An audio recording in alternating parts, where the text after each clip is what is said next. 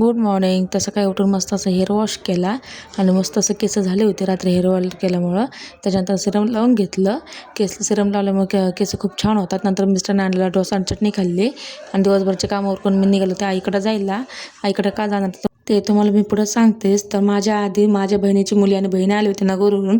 ते का आले ते पण तुम्हाला सांगते पुढे. तर छान असं गिफ्ट आणलं ते मुलींना दिलं. त्याच्यानंतर मस्त असं जेवण करून आम्ही निवांत बसलो होतो.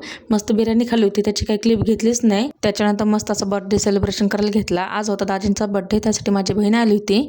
मग सगळ्यांनी मस्त असं औक्षण करून घेतलं दाजींचं. हां का बघा happy birthday to you, happy birthday. त्याच्यानंतर दीदीने मस्त असं त्यांना गिफ्ट केलं होतं ब्रेसलेट त्यांच्या नावाचं.